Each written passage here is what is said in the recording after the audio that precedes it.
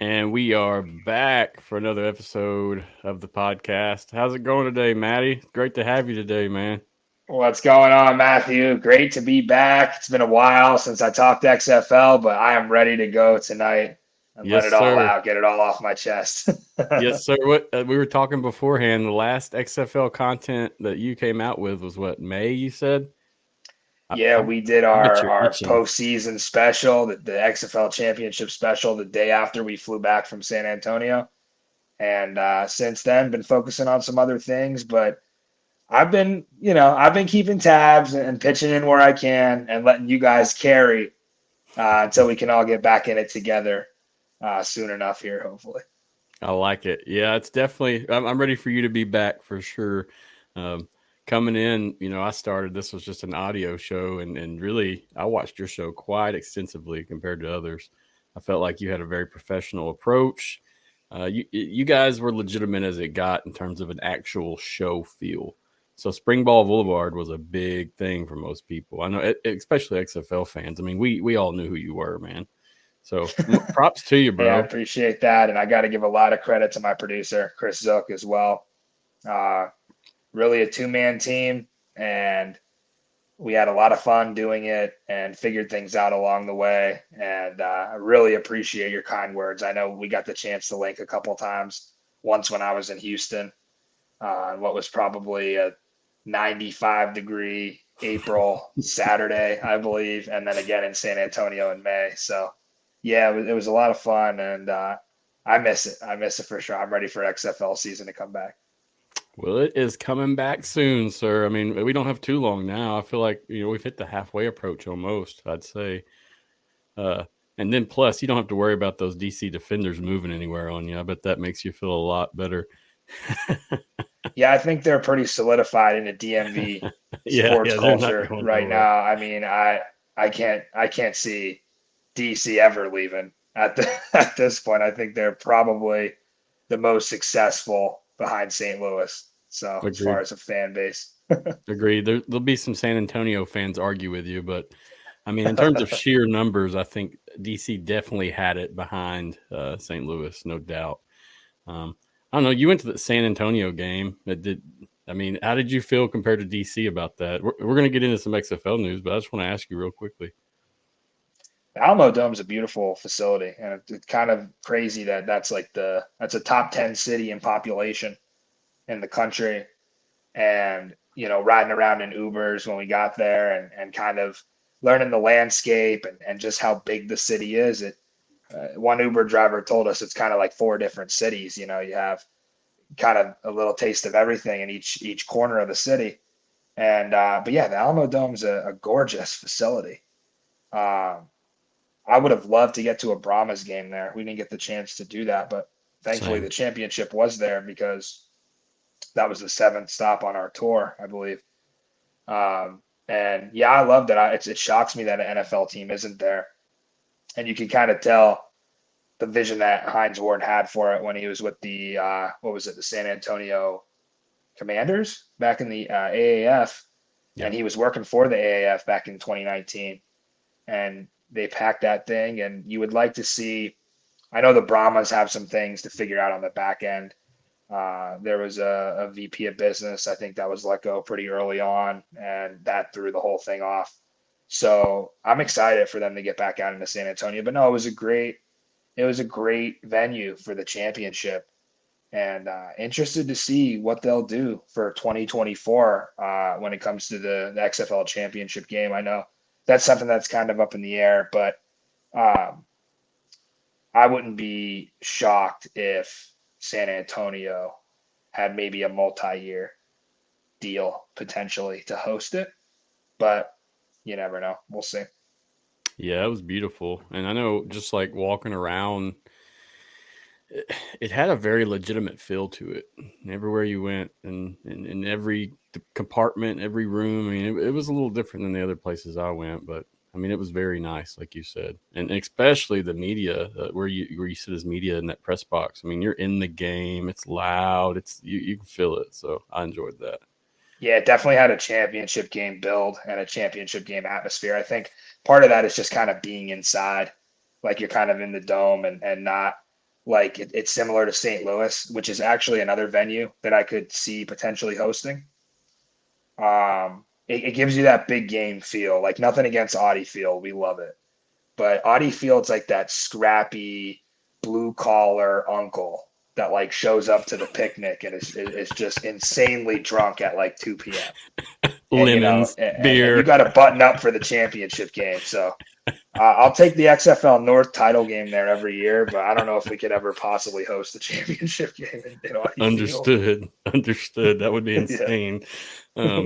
St. Louis would be a good spot, and that's honestly where I hope to see it next year. I've been there a few times back in the 2020 season, and it was epic. And it's just too far for me now to visit reasonably, but man, that was some of the best times I've ever had in my life were at the XFL games. But let's talk about Vegas, man. I mean, have you heard anything? I mean, I know you've been on the wires, so tell me, what do you think of the relocation rumors going on? I mean, I know it's not a rumor if they're going to move, but where are they moving? Are we staying in Vegas? Are we staying in Nevada? I mean, what do you think, Matty, so far about the news that has come out? Well, first off, shout out Mike Mitchell for just the tireless work that he does. Agreed. Pro bono, just around the clock, man. That guy is the Adam Schefter of the XFL, and I've been so fortunate to work with him. But yeah, with Vegas, where do you start? Man, I would have been really excited to see the future of the Vipers in Vegas. Maybe not so much at Cashman Field. I know, kind of reflecting right off the rip, week 2, I'm in Vegas. I'm at Cashman Field for the opener.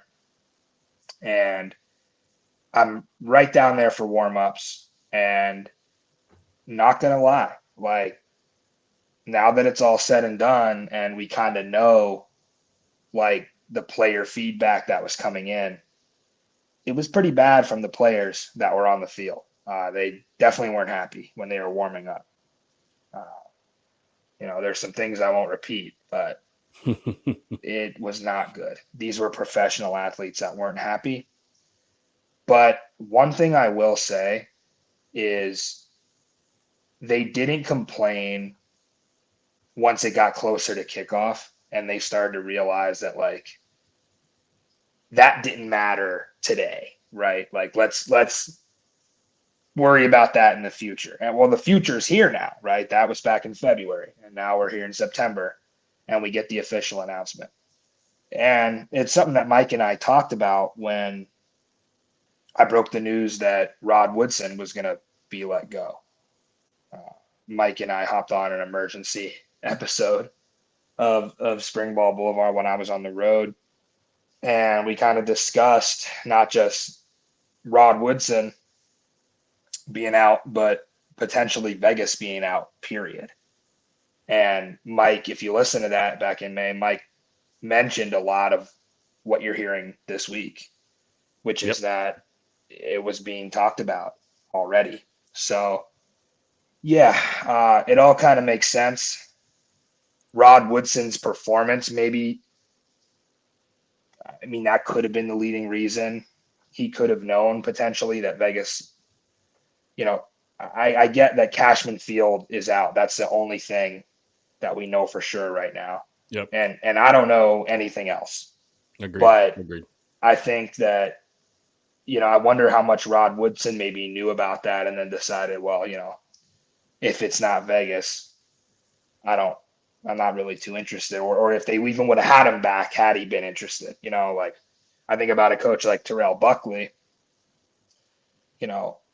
has a comparable season, if not worse than what Vegas had and gets to stay. So when they said kind of like the mutual parting of ways, right? We didn't know at the time, but did part of that mutual parting have to do with, hey, coach, we're not going to be in Vegas. Like, do you even want to be here at this point? Because Woodson was all about it before this 2023 season. He was on McAfee promoting Vegas, how they had the coolest uniforms, how it was going to be a great market, and how they would play on a concrete block in the middle of the 215 if they had to, which they pretty much did end up doing. But like, Yeah, I think it's safe to say, right? Like not to assume and draw a conclusion, but I would assume Vegas is out, and it sucks. And I know I I probably am in the minority when it comes to the XFL community here, but that hurts. Like I wanted to see the XFL in Vegas. I kind of align with Jerry Cardinale and what Mike Mitchell reported. That was kind of the reason behind why they came here in the first place. Obviously, they had the draft there. It looked awesome at the UFC Apex.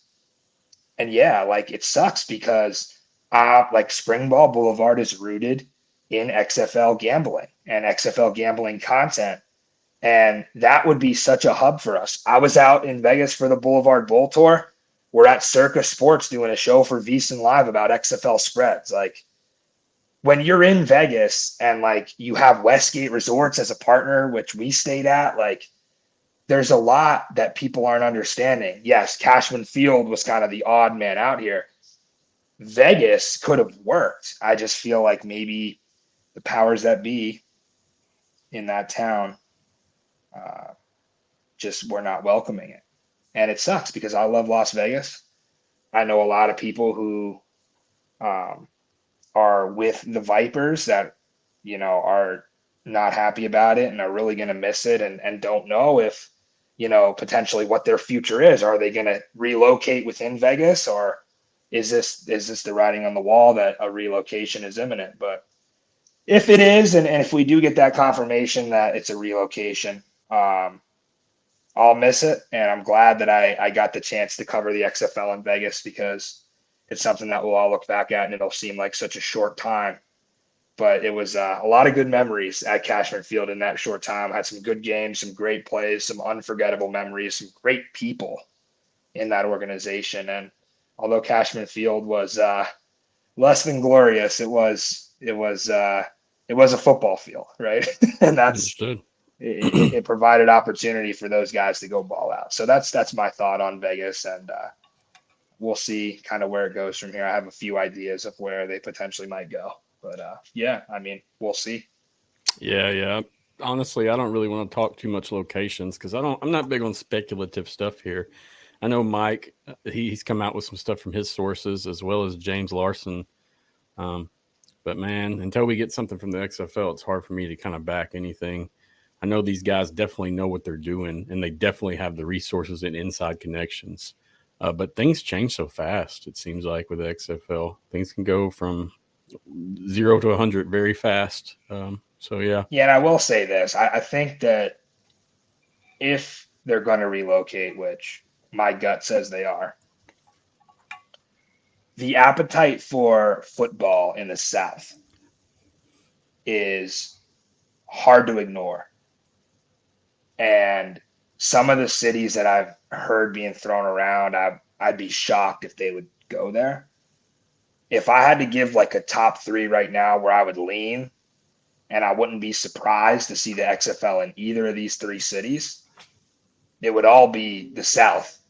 One would absolutely be Nashville, right, which is being talked about. Makes all the sense in the world. You could play at Vandy. Great young market. Another one I think about is Louisville. You have no professional football there. You have a state that loves their sports, and you have a decent facility. And then think about Atlanta too, and how Georgia State has a pretty nice facility that spring football was used before with the Atlanta Legends in the AAF. So I hear Portland, I hear Arizona. I feel like they're looking for a rival for St. Louis, and they are, like I said, really hard to ignore the appetite for football in the South. And I know they have 3 teams in Texas already, so it kind of throws it off. But those are the 3 that I would put a little money on: Nashville, Louisville, Atlanta. I like it. And I could see either of those 3 if they do end up leaving Vegas. I'm kind of rooting for them not to, but where are you supposed to play? Yeah. At this point. A lot of people have said Nevada in general, somewhere in Nevada, but I mean that's kind of just that's just trying to reach out. I don't know how that's going to go, but really I like your takes market. there. Yeah. That's different locations than what I've heard, and that's really why I didn't want to mention. I wanted to see what your opinion was or what you've heard. Yeah, and I your try not to sources. read too much into like it. I just kind of like to think independently and think about. Understood. I'm a huge college football guy, right? And just thinking about the facilities and the conferences and looking at these home atmospheres for these college teams. And obviously there's pros and cons to each of those three. Like Nashville and Atlanta, you would, have the NFL there. Louisville, you would not. What is, obviously the XFL is in cities that the NFL is in. I kind of rule out like a Memphis because like the USFL being there. So like you think about it and you're like, yeah, you narrow it down. I don't think they're going anywhere but the South. That's the one thing I know for sure. Gotcha. I can't see anywhere but the South. It just makes so much sense. I even talked to AJ McCarron and he was talking about Mobile would be like a great location where he's from. And he's like, hey, South Alabama would be a great stadium to play in. And everybody can throw out their ideas, right? But I think it belongs in the South for sure. Yeah, well, I like your takes, and me being from the South, I'm a little biased on that, of course. Where I'm at, I'm in South Mississippi. I mean, the closest places would be Houston, as I went to, or probably Orlando. I'm not sure, maybe Orlando or San Antonio. I don't know how far they are. St. Louis is a good drive. Everything else is a good drive or fly. It doesn't matter what you do. And there is a fan base for it down here. It's not very big, but even doing what I do now, I'd go out and I represent the XFL. I got my hats on and my shirts, and people do stop me and talk to me. They don't know who I am, but they're like, "Hey, I don't see that very often. You have an XFL hat." But yeah. So I mean, I've had that happen numerous times at restaurants. People are probably looking at me like, "What's this? What's this East Coast Yankee talking about?" Listen, I covered sports in Meridian, Mississippi for a year. You told me. It was a small sample size, but I get it. You only need to be there for a short time to learn what football means there. And yeah, it taught me that it's just different. Like when they say with the SEC, like it just means more. It's cheesy, but it's also like, yeah, I get where that comes from for sure. So. Yeah. A lot of these communities and cities just don't have anything else. That's the biggest and the best entertainment they have. Bang for your buck compared to money for dollars, whether it be high school or college, small college, stuff like that. I mean, people eat it up. So yeah, I just watched my team Arkansas State get swamped out the other day. That was not a good time. Made me very sad. I was thinking about the 35.5 point spread. I wanted to take Arkansas State, and then I didn't. And I saw what was going on in the first quarter, and wow, that was a little shocking from Oklahoma. But yeah, I mean, you knew they were going to stomp them, but man, do something. Yeah, it's like Butch a fish Davis, without water. What are we doing? Come on, Butch. But anyway, bro, I just wanted to get your take on that. I want to ask you one more question on it. Do you feel like it's going to impact the fans in Vegas or the Vipers in general? Do you think that fan franchise is actually going to follow this team to another city, to another state, or is this going to be like a complete rebuild? I don't even think it would make sense. Like, it sucks to say, but if they're going to relocate, just start over. I agree. Like Vegas Vipers was cool, right? It had meaning. It had a great color scheme. Rod Woodson with the black was behind it. He had that Raider black that he mentioned. And just the identity, they kind of with the snake eyes and all that. Like, I just feel like you just crumble it up and throw it out and start over. And no, I don't think so.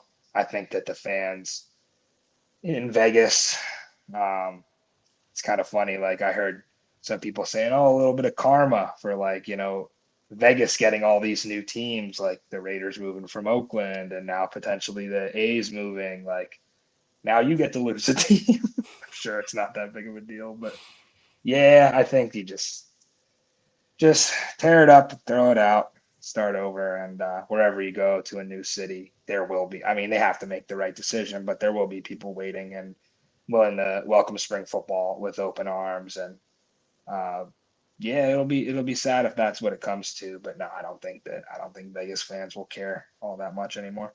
Gotcha. Yeah, that's kind of like it's disrespectful. I mean, I know it's not, but those fans feel like it is, and so you can definitely put yourself in those shoes and not enjoy that time at all.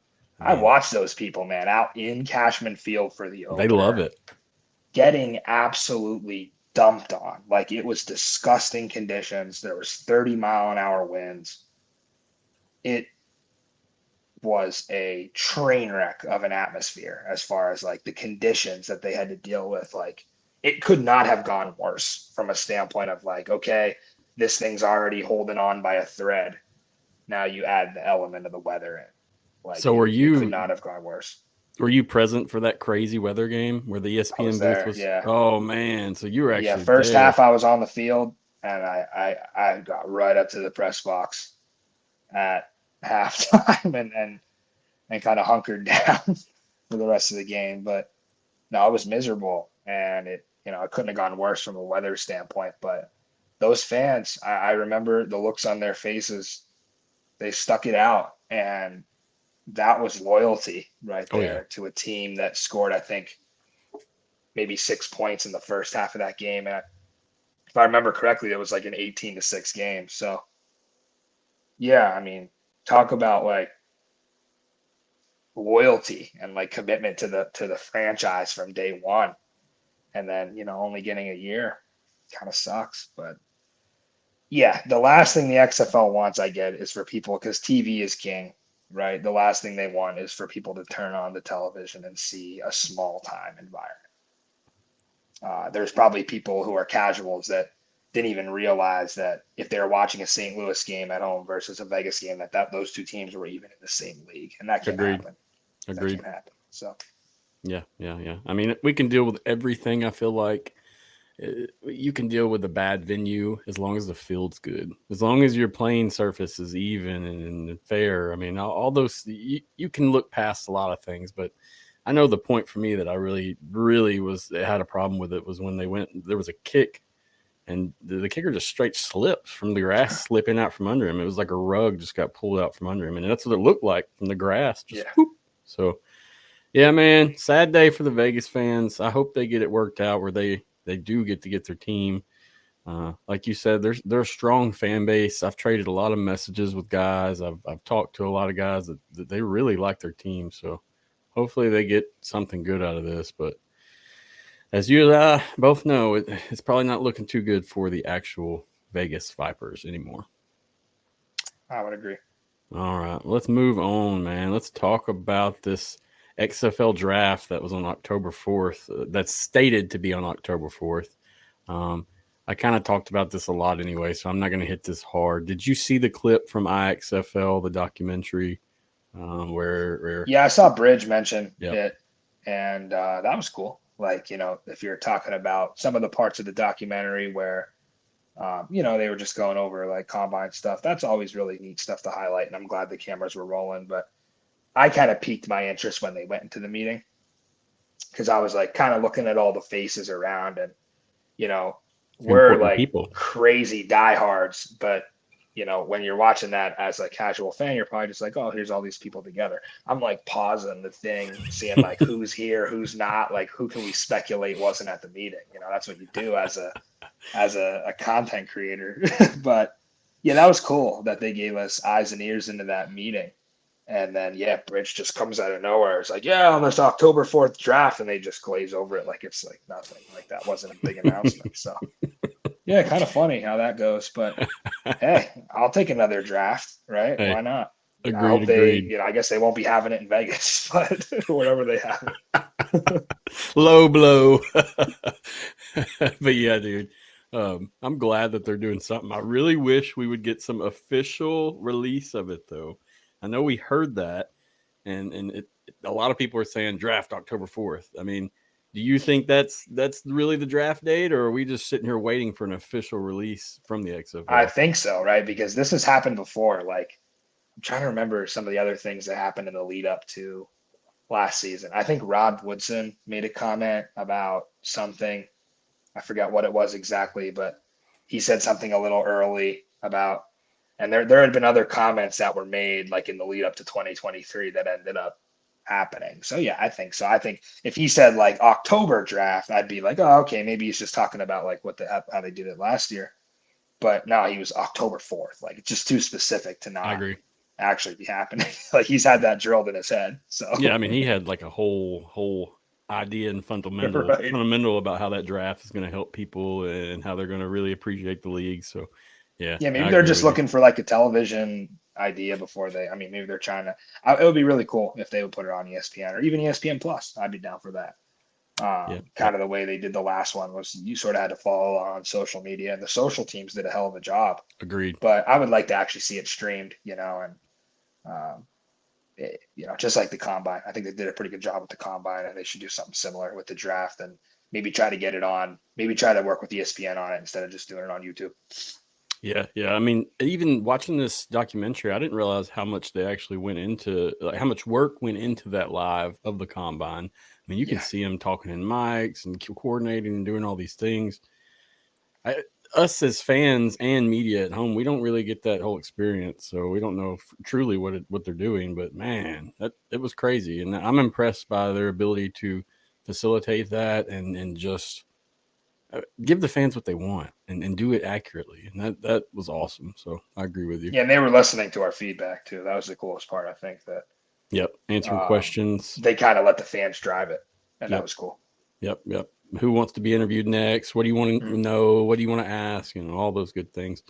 I Yeah. sat and watched it every day, enjoyed it greatly. Yeah, and if Yeah, we do man. have an October 4th draft, I'm just excited to see like some of these guys. Obviously, we just had NFL cuts, and that was a busy day. I remember putting out a graphic, and Mike hits me up, Mike Mitchell, and he's like, "Hey, three more just came in." I'm like, "Oh, I'm glad I left some room on the graphic there, Mike. Geez, thanks for the heads up." And it was just like it's an ever-changing situation, Yep. and it's very fluid, and it'll be Yep. interesting to see like October 4th. I know that if a player didn't make cuts and then didn't make the practice squad either, then they ended up getting the team that they're with retains their rights, which is cool. So those guys will be sort of off limits, I guess. But yeah, a lot of talent that potentially will be hanging in the balance around October 4th, and that will be a draft eligible player for the XFL. The one thing I will say I don't want to see, I don't like how the USFL handled like, oh, we're going to draft Malik Cunningham. And then Malik Cunningham gets up there and he's like, I'm not playing in the USFL. I don't know what the hell you're talking about. No. Right? Like, let's not do that.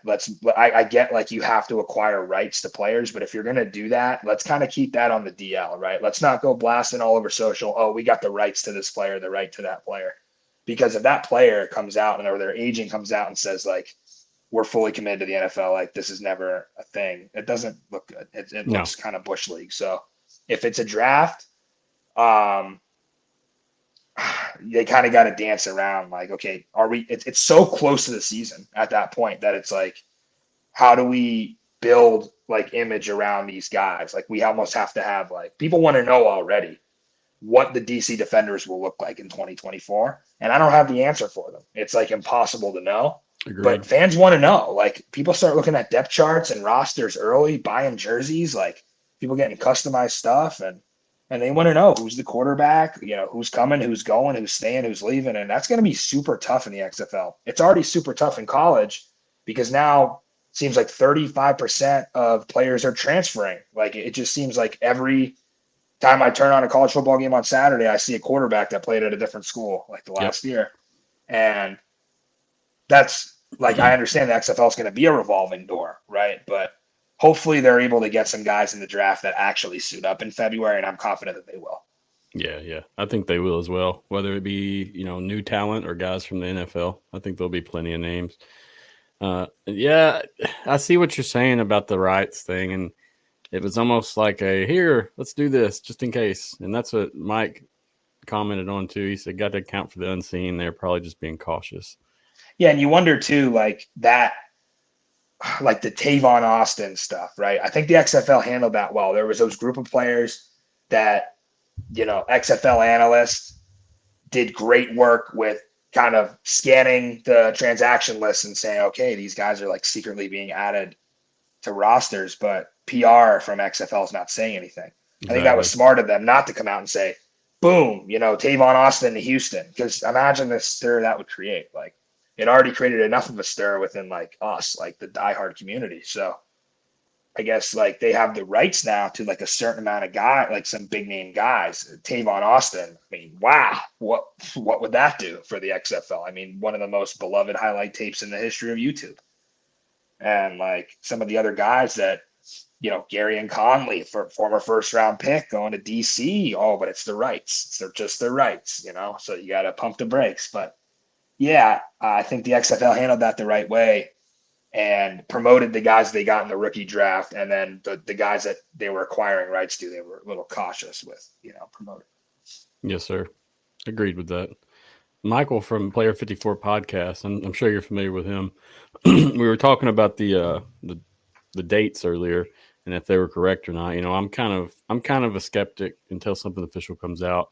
But he says it has to be. The league produced a documentary, promoted it on its social media accounts and website. It would be very odd if it's not.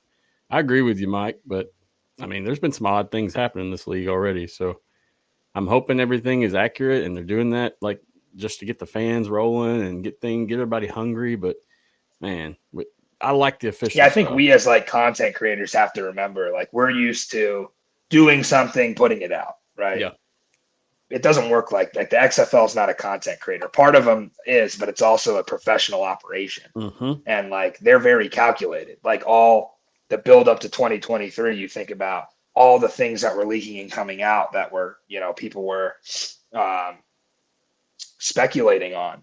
And then it was like, we didn't hear about those things confirmed because they have a schedule for how everything is done. And maybe for them, they think, let's like maybe attention spans are short. Let's not announce the documentary all over.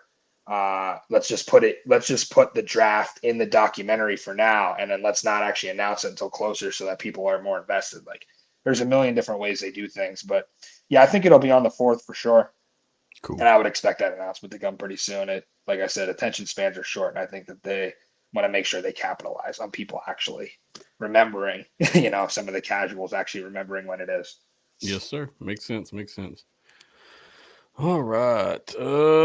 So before we hop into you, I'm gonna get to know you a little bit more, man. I got some questions for you. I want to know about your music career, your show, how you got into everything. But I just want to know, what are some of your thoughts on XFL 2023?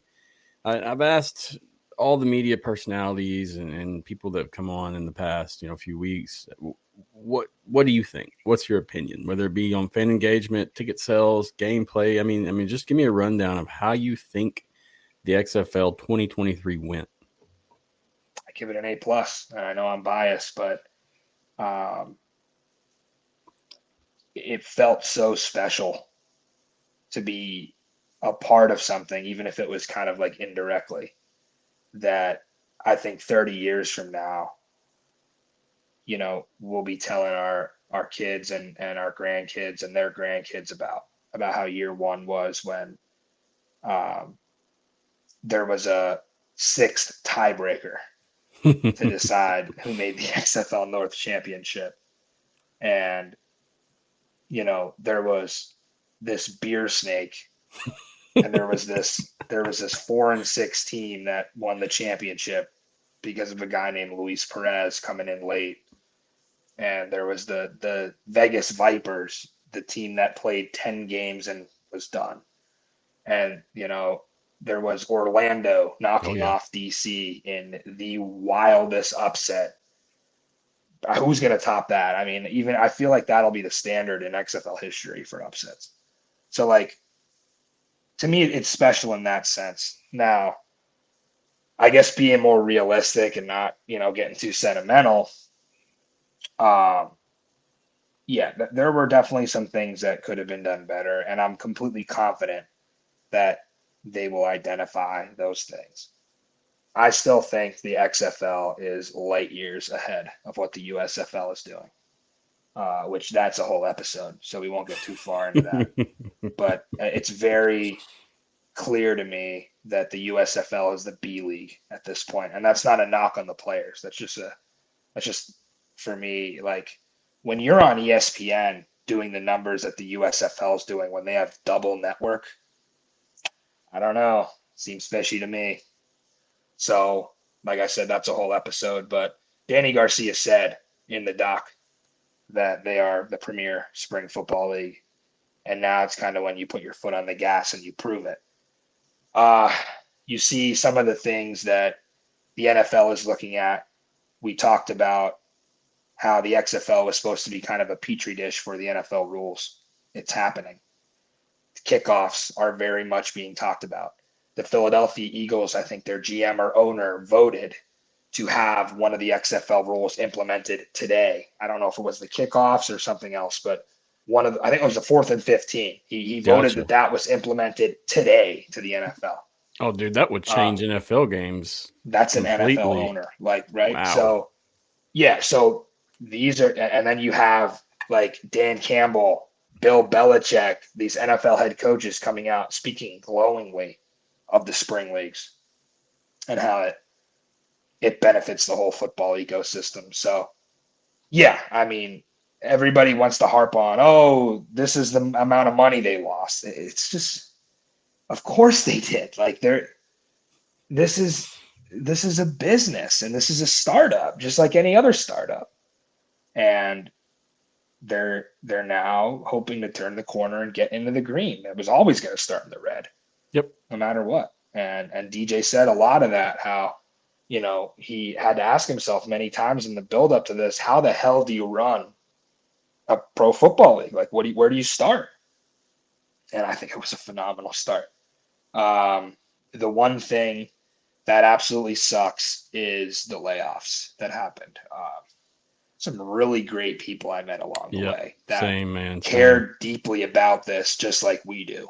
Yep. And I hurt for them to see their dream and their vision just get kind of ripped out from underneath them and say, it's not you, it's me, is kind of what the XFL said to them, right? Like, I know, the day following, once they released that news, I sent out a couple emails to individuals that, you know, I had a pretty good communications with. I would say we were close to friends, and send it back. This email does not exist. Sad days. And I don't want to give bait to like the haters or the naysayers, and I understand. That's not really what I'm doing by bringing it up. I'm just kind of saying that, like it wasn't all sunshine and rainbows, right? That sucks, and that happens everywhere in corporate America. Exactly. You know? And for the league to survive, they kind of have to listen to ESPN, right? And they kind of have to make sure that their relationship with ESPN is 100% with no holes in it at all. And I think that ESPN probably has a lot of influence, and Disney probably has a ton of influence on what's going on. Agreed. And that's fine, because Redbird Capital, I think, is totally geared up for this business. Like, I think they're ready to go for the future, and I do think this will last. But yeah, 2023. Like, just I think about some of the memories, like Dean Blandino and Rod Woodson going back and forth, standing on the sideline in St. Louis. Is it going to be McCarron? Is it going to be Tiano? That spread is jumping in every direction. I got my DraftKings out. I'm like, oh my God, this line is 9. Now it's 7. Now it's 6. I just broke the news. AJ McCarron's not playing. He's not here. Like, this is crazy. You think about the XFL North title game. And like, I could go on and on with the memories that we had. And I just feel like it's a first chapter of a long, long book. And I'm looking forward to the future. And fan engagement, you mentioned. I've always kind of thought of it as people like us who create content for this league, and a lot of us who do it as a labor of love. If the XFL works long term, it will work for us long term. Just the same with the fans. If the XFL works, the fans will love it, right? And the fans are always going to be there because people love football. Exactly. And there are people who want to watch football year round. But the XFL has to kind of they have to turn the corner. And there's a number of fans that are waiting for them when they do. there's probably right now a ton of people who sit there and say, I'm not falling for this again. I'm not going out and buying that ticket. I'm not buying that jersey. I'm not telling my kid all about the star player. I'm not watching the league until I know that it's going to work. Like, that's just the reality, because they've been burned before. Some were burned in 01, some were burned in 19 with the AAF, some were burned in 2020. And I just feel like once you get to 2, 3, 4 years down the road, it's a snowball. Yeah. And it's like, it'll be the XFL is here to stay. And none of that could have happened without the foundation they built in year one. And I'll kind of close your answer your question by the rock in San Antonio on the field before the game, media scrum at the championship game in San Antonio. And I asked him if he had anything to say to the people who said he wouldn't be here, after this season, that they wouldn't even get to the championship game. And yeah, he said we had a ton of naysayers, we had a ton of haters, and we had a ton of people that just didn't believe, but here we are. And that was special to me. And I think that it's cool to see, kind of him realize the vision that he had for this all come together. So yeah, I'm amped for the future, man. And it's just giving me goosebumps just talking about it. So. I understand, man. And as you said, the fans, the media, I mean, the people that are doing this right now, we're going to be here as long as decisions are made that are appropriate for continuation of the brand. But personally, I would not be busting my ass doing this if I didn't believe it was going to make it. I'll tell you that. I mean, It's a grind, and I'm trying to reach the level that you guys are on right now, and it's a grind, man. And so, like I always say to most of the people that are on here, much respect to you. Like I said, you're one of the biggest that really got you really got the attitude out about the XFL. You really had the news. You had relationships with players. You had some good interviews that you could not find anywhere else, and they were solid, real put together correctly. So I know for you as well, you're that's the same testament for you. You wouldn't be doing this, and as well as your producer, if you guys didn't believe that this was something that was going to be successful. Yeah, me and Chris, we're just a couple of small town kids from Schuylkill County, Pennsylvania, who love football, and I'm not about the buttoned up, like old school traditional approach to sports content. I think that you're boring if you don't have a rooting interest in sports. You're boring if you don't embrace the gambling end of it. You're boring to me if you're doing the same thing they were doing 50 years ago. Everything's changing, and it's like we have a league here where we have the opportunity to not only redefine spring football, but we can redefine spring football coverage. And why not? You see guys like Pat McAfee and what they've been able to do. Like, why not a couple of guys like us be the face of the XFL media? Do I need to wear a suit tonight? Do I need to not chug a beer on air when Reggie Barlow's hyping up the beer snake? Like, do I need to not talk about how I was not happy that the XFL wasn't allowing me to wager on the national anthem and how long it was going to be at the championship game? No, like, come on, this is what we want. And it's cliche, but you always say, like, for the fan, by the fan. That's a big thing. And people want to see us be their voice as well. And I think the deep connection that probably both of us made with a lot of our audience is special, and we'll build in the next season. Yes, sir. Yes, sir. And that's what coming in, collaboration was big for me. I mean, it took me a few months just to get some legs where people were like, oh, this guy's legit. He's not just running around talking crap about football. I mean, so I definitely agree with everything you're saying. And I don't know, man. There's been a lot of evolution since I started this. Went through a lot of growing pains, a lot of different experiences, and I agree with you though. Like, everybody's got their own niche here. I mean, everybody's got their own way of doing things, and none of it's wrong. Whether it's your show, the XFan show, the Marcast, whatever it's going to be, you're there to provide an experience for those fans that they want. So, I mean, anyway, dude, like I said, keep up the good work. We're going to talk more about your show here in just a second. And I want to get to know you especially. I've tried to find out some info about you, Matty, looking up before.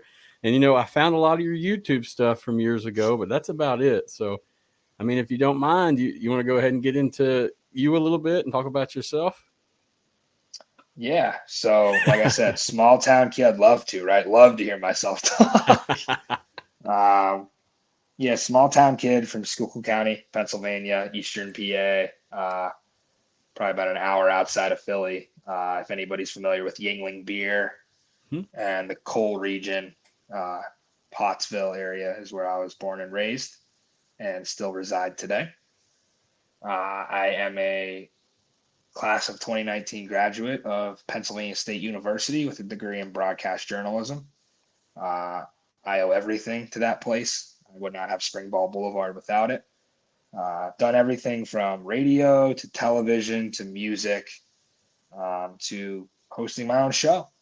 And I love sports gambling, and I'm a huge fan of all sports, but mainly football.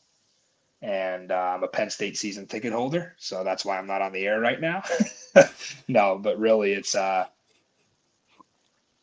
guess content creator is kind of a good way to define it nowadays. I used to say like entertainer because I didn't want to box myself in and with the whole music thing. I think with my music, it started out with relating to a local audience. I made a song about my hometown when I was 18 years old in 2014. It was a remix to Empire State of Mind by Jay-Z. A lot of people were doing that at the time, so I took a stab at it with my hometown, and it was successful locally. And from there, I just wanted to make more music that would relate to a local audience, so I carried that with me to Penn State. And my big break was the Trace McSorley song. In 2018, we put that out when he was a senior. He had a great season, ended up getting drafted to the Ravens the year following. And over quarantine during TikTok times when people were begging me to download the app and I was just like refusing, like, you know, the old man yelling at people in his yard talking about, no, I get off my lawn. I don't want your TikTok. That was me. And unbeknownst to me, my song was blowing up on the platform without me even realizing it. So on TikTok, that was pretty cool. What were you at on TikTok? I see on YouTube you've got 7.8 million views on this song from 5 years ago. Yeah, and it's crazy. I think I checked.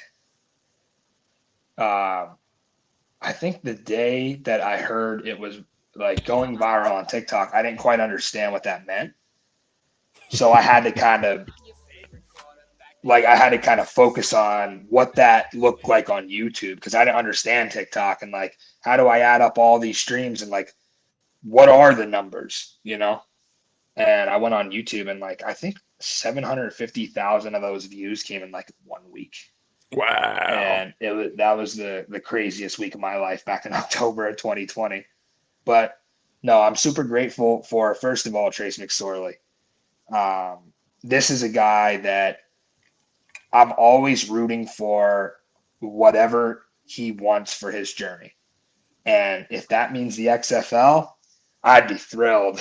Come on over, Trace.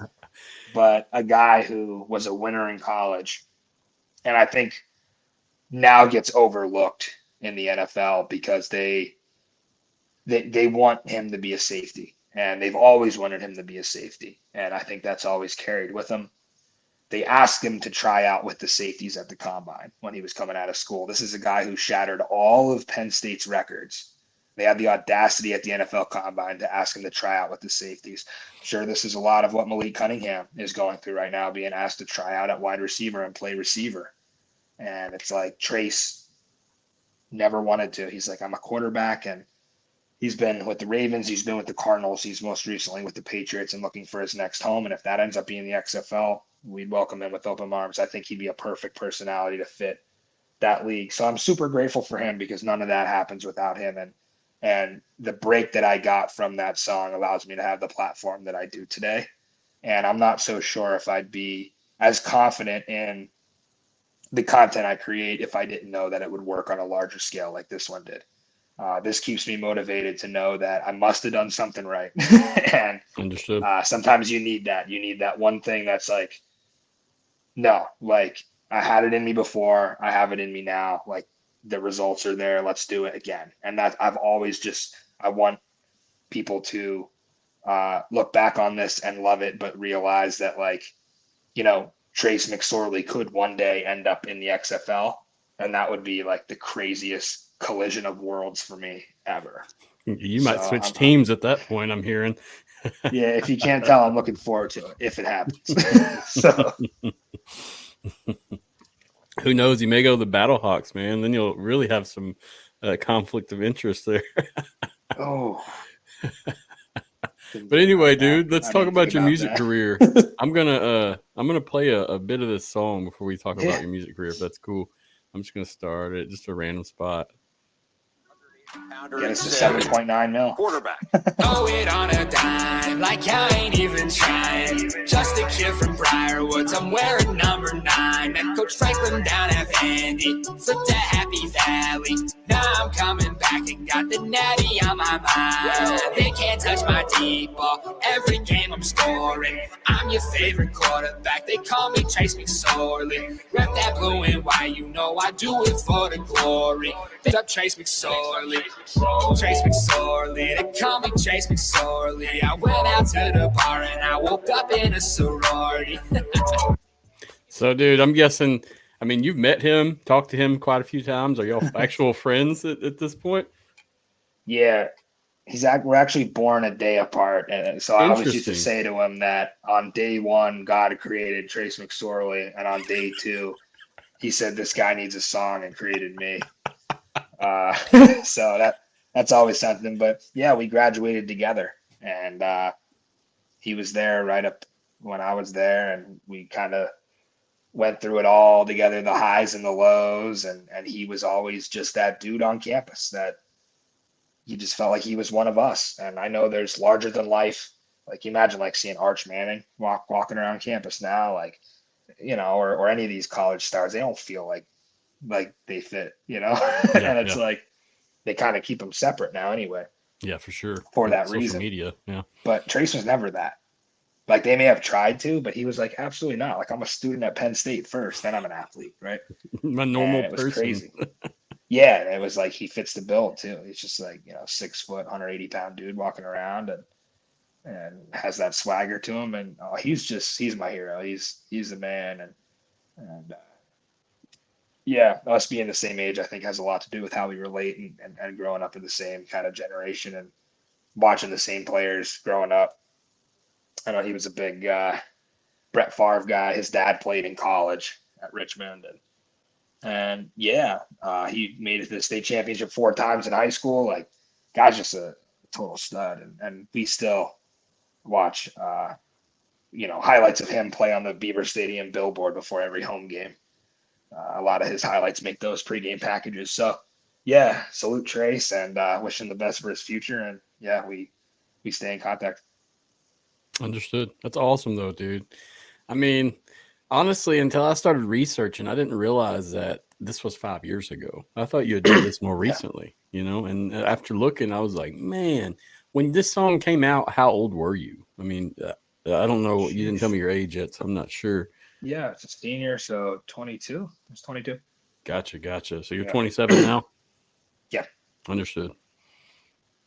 Well, that's awesome, bro. Why don't you, since we're talking about your music, I mean, how did you get involved in music? How did you start doing that? I mean, this was prior to your athletic media coverage or anything media, correct? Well, I always wanted to be a sports broadcaster. That was my dream growing Understood. up. My dad had Penn State season tickets since like 1999. I think my first game, I was in Beaver Stadium watching Drew Brees get beat by Penn State when he was at Purdue. Like, so I've always wanted to do this. You had to say Drew Brees, didn't you? Go ahead. I'm sorry. Penn State 4-0 against them.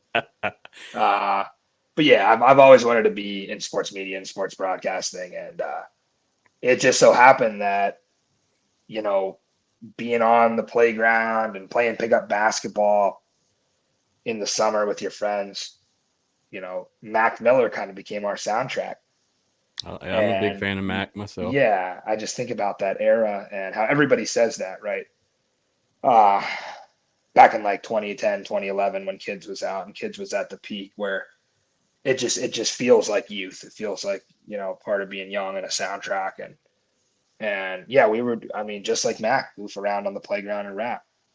And for me, it carried into going home at night and continuing to do it when I never would tell my friends, but like I actually liked it. Like it wasn't just freestyling on the playground. I was actually like writing songs and loving it. So yeah, that's where it started. And then I figured like start putting little videos out on Facebook, did some remixes, and then I just felt like it was time to try to really write a song. And thankfully I had some success when I put it out, shot a good music video for it. And Skook State of Mind was the name of the track, came out in 2014. And it was my first real big break. And it actually landed me an internship in radio because the local radio station in town called me up. They wanted to interview me about the song. And then I was walking out and I got offered a job because awesome. I told them I was interested in sports. They were like, hey, you want to answer phones and like just start from the ground up at the station? And I was like 18. I was like, going to school. Absolutely. I'll do that part-time.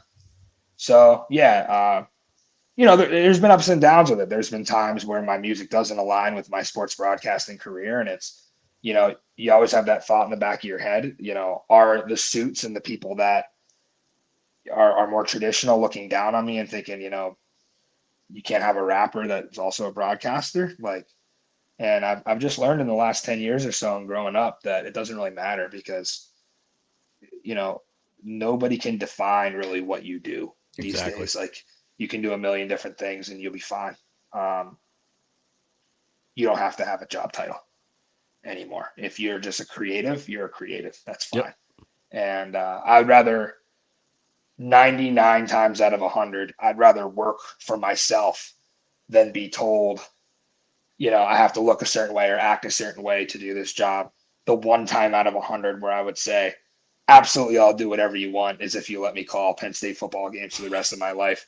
I don't care what I'd have to look like, sound like, I'll do it. I'll sell everything out for that job. That's a dream. Clean shaven and all. Eh? Yeah, I don't care what it takes. I'll change my name. I'll delete every YouTube video I ever had. Whatever. I'll sell my whole soul to Penn State. Just let me do that. But that's otherwise, awesome, like I love working for myself and I love creating content and I love doing music and I love entertaining people, and it's just something that's always been in my blood. And yeah, I see Nittany Nation bumping there. That's the new record we put out a couple weeks ago, and it doing really well right now. I think we're on to something with this T formation. They ran it again. That's why the T's are capitalized in the song. Penn State runs a T formation. Gotcha. Last year they ran it. They ran 10 touchdowns out of it. And now just had one in the last game against West Virginia. So we're trying to bring back the old T, the power T. Hopefully that'll show up in the XFL this year too. Hey, I mean, if you got to use it, use it. Good basic football right there. Absolutely. Fundamentals, baby. People are all like romanticizing vintage things nowadays, and I think that's one of them. So vintage football. So this was back in. Yeah, I know back whenever I was actually a coach and doing all that, I was big on the spread and all that, but you really didn't realize the complexity of what you were trying to teach these middle school and high school kids with that spread offense. Right. And it was not an easy task. Yeah. But yeah. Dude, I'm going to play a portion of this song if it's cool real quick. Yeah, let's let it rip. Probably my favorite song I ever wrote. So Cool. We gon' hit him with quick Nick, move the sticks with Fat Man K-Tron. I'm reppin' Nittany Nation, no name on my jersey. Don't need no high formation, we run the team. 2023. And I've been dreaming about that natty boy, so we gon' need some Happy Valley noise. This one for the blue and white, let it fly all night. 15, throw that on a dime. I ain't even trying. Yeah, this my favorite part. Man, we was Rose Bowl champs, but unranked at the start. Look at Drew pre-snap, he calling that audible. Abdul coming back, we call that the Carter 2. Nice. Hey, we gon' hand it off. Luke Singleton in the front race. Move the sticks quick. dude. Nice. I like it. It's almost Much got love. I that appreciate it. 2015, 2013 feel to it. Almost like you said, a Mac Miller, or maybe like the good days of Lil Dicky, that kind of sound. So yeah, props to you, bro. It sounds good. And I've heard this one extensively on Twitter as well as YouTube. So I'm familiar with this song. And to be honest, I think that my struggle is trying to, whether it's XFL fans or whether it's in my music, trying to relate to the younger audience. And like, I just hit a point where I was like, good music is good music. And like I'm just going to make, like, I know everybody's obsessed right now with making things that will work for TikTok, but as long as I'm making my music for myself, my friends, and my family, even if those are the only people who hear it, I think I could sleep at night. And that I couldn't say that 3 years ago. Like, after Trace played against the Steelers and got in for Lamar was hurt and RG3 got hurt. After Trace got in the game, and the song had already been blowing up, then he gets in. And then the NFL's in my email. And then the week after, I'm hearing like Harbaugh's playing it in the team meeting.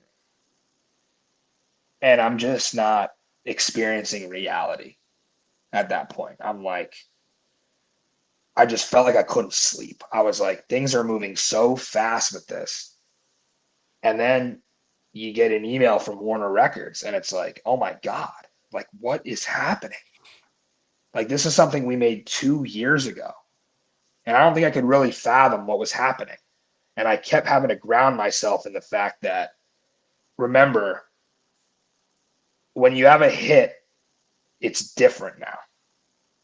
Now you better be ready with something else, because in the music industry before, it was always like you could have a hit and then you could work on your album, and like fans are willing to give you time.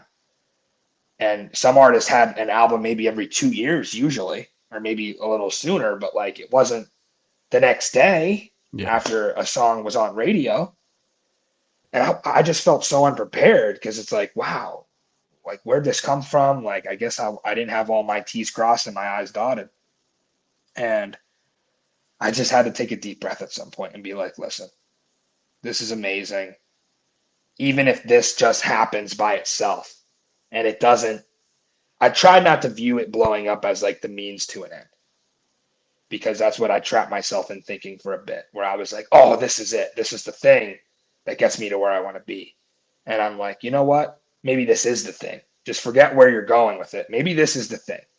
And like the memories that come out of this, and getting to perform in downtown State College in front of all my friends, and getting to, for the next record, hop on a FaceTime with Trace and play an April Fool's joke on my fan base, saying that in the next record he was going to feature on the track. Like, we did that. Like, that is something that if you told me when I was a kid, hey, you're going to FaceTime Penn State's quarterback and tell him about an April Fool's joke that you want him in on, like, just the little things you got to appreciate. And now I really do, like, being, more mature and more grown up and out of college, I realized that it's not about everything being a means to an end. And that's really why I'm okay when Springball Boulevard doesn't get the engagement that maybe we want it to for one episode, is because I know that we are doing it because we love it.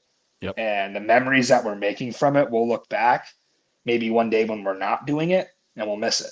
So yeah, I think that I've learned a lot, and then that experience taught me a lot about how you can get shelved pretty quickly, right? Like, TikTok is overnight success, and then they want you to do the same thing. And if you're not going to do the same thing, forget it, right? So I learned to concentrate on my diehards and concentrate on the people who truly care, and hope that they will sell my content to their friends. And that's all you can do. Yep. And I mean, you'll drive yourself crazy trying to appease everyone, dude. I know Right.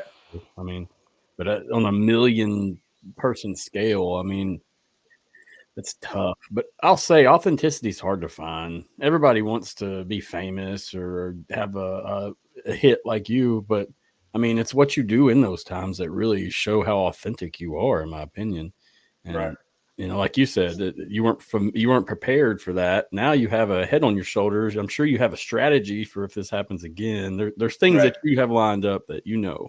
And then thinking of that too, it's just like we talked about, or you talked about previous. It's like you don't want to work for somebody. You want to work for yourself. You want to do your own Right. thing, and you realize that success, even if it's just this big, is still better than just sitting in a corporate office or a news media place. I mean, I was in education. I wasn't in corporate structure, but it's very similar, and it's actually a little more cutthroat sometimes because it's just tough. But I know I speak the same regard. I'll never go back to working for the man again.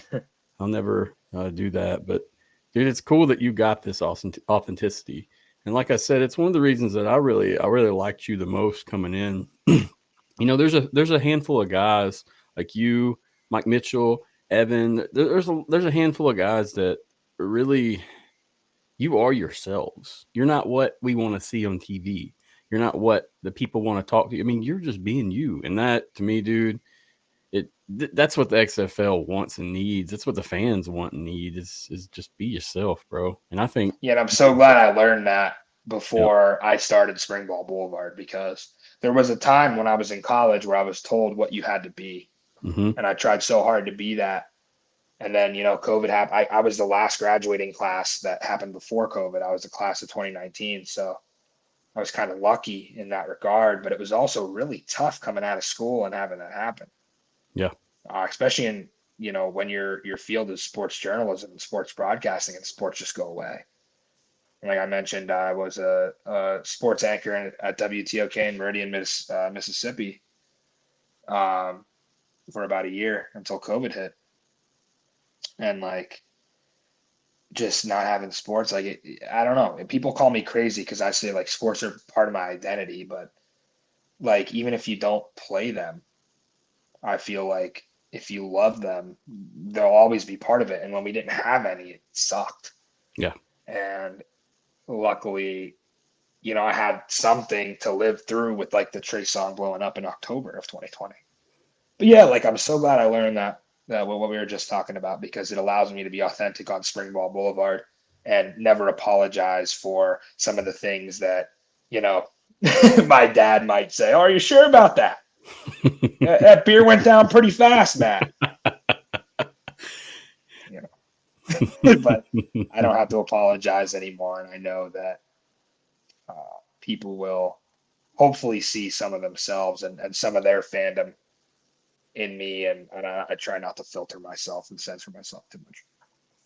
Yes, sir. That's the best way to be. And especially these days, bro, it's tough to find that. Like I said, walking into a room, there's out of 10 people, there may be 4 real folks there. There may be 4 people there, 5 people maybe that you can have a conversation with, but right. Different world, my friend.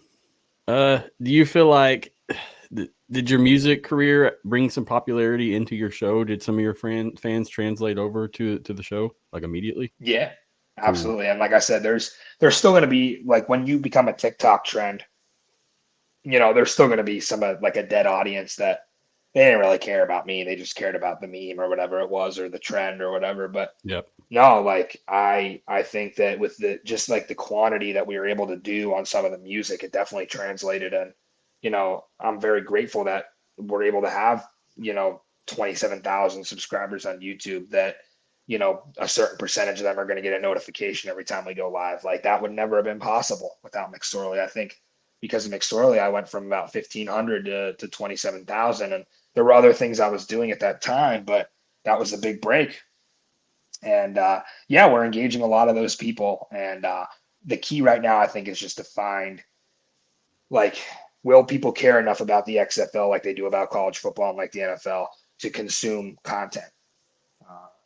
I think it's coming soon. I think right now we're right on the cusp of it, where there's a lot of people.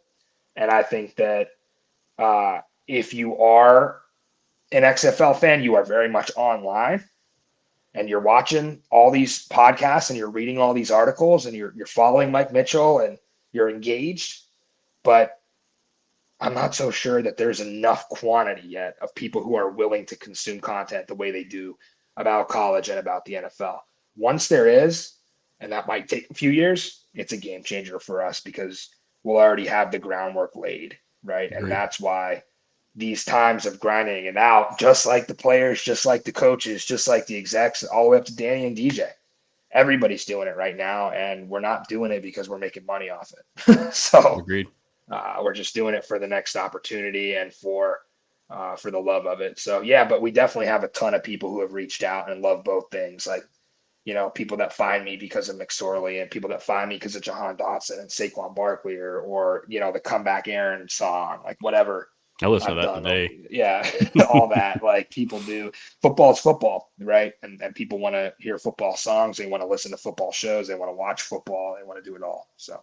Yeah. And I think the normal talk show feel is really wearing thin. Most people will get tired of it, and you see these different faces. You have no clue who they are. They're up there talking. You're like, who is this guy? Yeah, I mean, it was different when they had people you knew that were notable, that played, coaches, whatever. But when you're like, you got some random dude up there talking, I mean, why wouldn't you want to just deal with a fan who's done this and experienced this and is taking upon their own shoulders to try to give you some inside information? And that's what you do. Right. I mean, and like I said, I think the best part about your show, in my opinion, was your player interviews. I enjoyed those thoroughly, and you couldn't find some of them anywhere. And the places I did find them, they weren't authentic. They weren't legitimate. These people weren't themselves, I felt like. You know, when you spoke with AJ McCarron, fantastic interview. Thank you, man. Louise, all that stuff. I mean, I watched that, and so I appreciate that as a fan. Let me see what else we have. Yeah, we're going to definitely continue to ramp that up. I think that I've always had that idea that it's not about me, it's about the players. Understood. And that's something that I learned covering high school football and radio. My mentor, Chaz Hepler, love him to death. He taught me from a young age that, you know, ask good questions. Don't be the guy who's just like, talk about this, talk about that. Just ask real questions. And that was kind of the voice in the back of my head when I was doing those player interviews. And then it kind of all culminated with, you know, being lucky enough to get to be in the media scrum with The Rock in San Antonio, like just having that kind of narrative going on in your head where it's like, ask a real question, you know, and like get to the point and say less to say more. And I think that the players and the coaches that I've interviewed appreciate the research that has gone into my question. Just like I'm appreciating this today, the research that you've done, and you've clearly done your homework on me. Appreciate that. And I've just had some real flops of interviews that I've heard online or that I've seen people do where it's just like they just didn't care. And it just was so obvious that they didn't care that I didn't care. Yep. You know, I just turned it off. So yeah, no, I definitely appreciate that. And I definitely know that it's a player-driven league and it's all about those guys. Gotcha. Yeah, that's something I had to learn coming in as new media. But at this point, that's my 100% focus. Mm-hmm. You get the opportunity to interview these guys that aren't in the league or playing somewhere else or doing. I mean, it's an honor and it's a privilege to be able to talk with them and learn more about their lives. And even like you right now, I mean, this I enjoy this right now, finding out more about you, what made you tick and what made you become who you are. I mean, that's even as a media personality or a content creator, it applies to the players as well, in my opinion. Absolutely. Those guys, a lot of these guys, you know, they're not all AJ McCarrons. They're not all famous. Some of them are really working from the ground up, sacrificing time with family, money, you know, real careers that they could be pursuing. And so, I mean, they got to know you care, no doubt.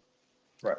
What brought you to covering the XFL? What brought you to the show? I mean, what made you create the show? I'm assuming, is it you guys, you both do the show, you both created the show, or is it you're the host of the show? I really wanted to ask that. Yeah, I mean, it's absolutely, I mean, we are co-creators of Springball Boulevard for sure. I think for me personally, the vision started back in 2018 when XFL 2020 was announced. At around that time, I think I don't think I'd ever been, maybe since I was a little kid, more interested in WWE. I went to WrestleMania in 2019, and that cross promotion that they were doing with Alpha Entertainment and with Vince really piqued my interest. And it just felt to me like, wow, the powerhouse that WWE is, like, this is going to work. And I was so bought in and wanted to do a show for XFL 2020, but had the job in Mississippi and with a non-compete, really tough for you to do something like that and also have time to do your job and cover 40 high schools in Alabama and Mississippi State and UWA. And you were working. It was a lot. Yeah, it was a lot for a small market kid right out of college. And so I was watching from afar. And, unfortunately it ended in a short time, but I just spent those 3 years in between plotting for what we were going to do. And, I've known Chris Zook for a long time. We grew up in the same town, and he was just very interested in the next step in his journey as well. He had been doing a ton of streaming, everything from billiards to video game. I mean, literally, you name it. He was like your one-stop shop if you wanted to stream anything. And we connected on this idea. And I think we really sold each other on the vision that, sure, we could do an NFL show, or we could do a college football show, or we could do an NHL show, we could do a WWE show, whatever. We just felt like, why not do an XFL show and grow that market? Yep. And kind of dive in head first into, an unknown. And maybe if it worked out, maybe we could kind of become the face of XFL media. And if we did things the right way. So I just feel like podcasts and shows, and like you said, talk radio, talk television, whatever, is just oversaturated with the same thing. Yep. And I get why it is, because that's what moves the needle. Like, we have a million college football shows because there's a million college football fans. Same with the NFL. But I just felt like maybe we'll take a chance on this. And if the XFL works, we might go to the next level with both of our careers. And we've always wanted to do this together. But yeah, Springball Boulevard is just kind of a co-creation of a concept and a vision and ideas of kind of the people's XFL show is really the best way that I would describe it. That's a great take. Homage to the Rock. Yeah. Yeah. It's a great take, bro. And I seen you had a little bit of communication with old Rock over Twitter, right? Marty. I should have typed Matty Fresh as my name. I wasn't going to say it. I was going to wait for you to say it, brother. Oh, I hear it every day. Every day. In fact, I think probably at least the guys that I run with in my circle, in my closest circle, they've all changed their contact name to Matty Fresh in their phone. I was legitimately thinking about a complete rebrand after that. I was like, you know what, Marty, we may just roll with it. Why correct him and risk getting rock bottomed? I'm sure when you see him again, that's your name. So you, like you said, you might as well embrace. Call me what you want. I could care less. That is one of the coolest things that's ever happened, for sure. So I agree. I'm very jealous of that. I know, like, that scrum. I'm not doing that. I'm not fighting the crowd. I'm not gonna. I'm not that type of person. I got lucky, dude. I got like pushed up into the front. I remember watching right place, right time somehow. Who knows how? But I can't. He come in and then everybody just swarmed, dude. Oh yeah, I had a news camera in my spine. I think I got whacked with a boom mic. That was chaos down there. I felt like I was in section 137 at Audi Field again. It definitely was chaos. I mean, just that portion. The rest was organized well. But Yeah. that was crazy. You know, getting pushed off by the security. Like, you got to back up 10 Yeah. feet. You're too close to the You rock. see his bodyguards coming, and I've seen the guy. Oh, Yeah. I forget his name, but he's everywhere. And I see him, and I'm like, here he comes. Like Yep. He follows him everywhere, and it was really cool to see the buzz that just filled the air when he was walking in. It's just like, it's about to be a movie, right? And it feels like a movie every time. So Agreed with that. Yeah, definitely. He brought the fame, yeah, all the way around. such a presence. Yeah, No doubt. Same thing with Danny, though. They both come in, and I mean, they both have some high. The fans hold them in a very high regard, and that's feels so awesome. big time with them. Yeah, it feels like if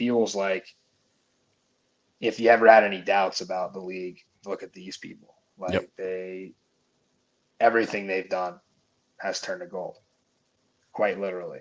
And for any doubters, like, it's unbelievable. Like, even with just Terramana or Zoa or any of the brands that the movies, like, it's just, it's insane to think about both of their resumes together. And I'm so glad that we picked something that gives us the opportunity to have access to them. That's really cool. Agreed with you on that. Yeah, looking back 5 years ago, I never would have guessed this would be occurring. When I heard that news officially that they were buying it, it was because the Rock was on it. Tiramana had just come out a couple years previous. I remember I was big on Tiramana. Anyway, great times, and it's awesome that you got started how you did, and it's good that you picked the niche, because I mean, where would XFL be today without you? You ever think about that? I mean, where a lot of these points, a lot of these spreads you did, a lot of the things that you presented, who would have done that?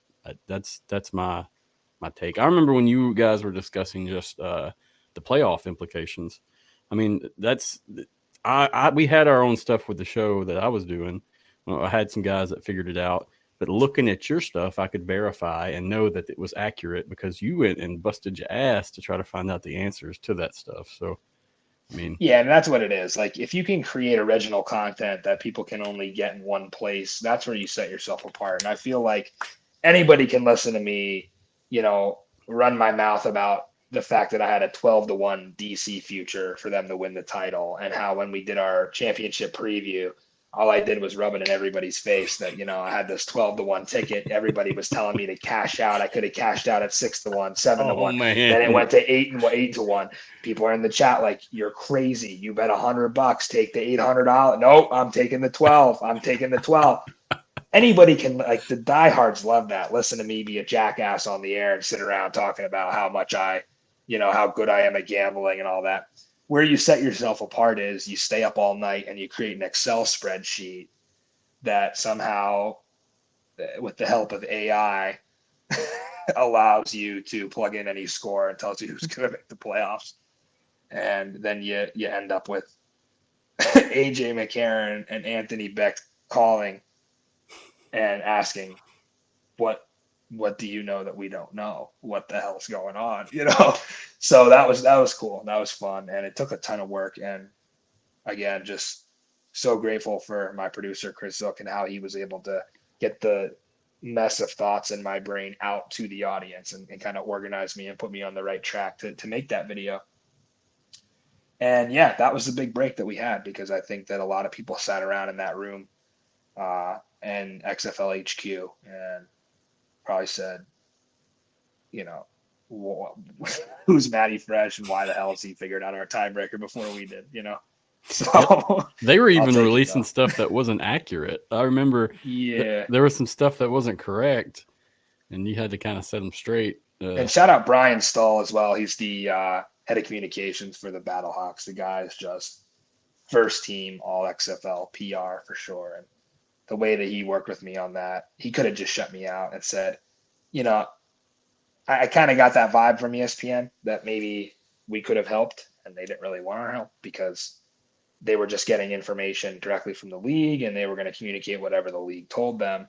And you definitely had a point in that Seattle game where they came out of half, and Schriffen and Luginbill were like, okay, everybody chill out. I don't know if you remember they said that. Yep. That was me. That was me. Gotcha. That was Mike Mitchell. That's everybody blowing them up, being like, guys, like, we can help you, just read the message at halftime. I remember that. And even if it takes a 30-second call, I'll break this down to you. I'll give you the cliff notes on it.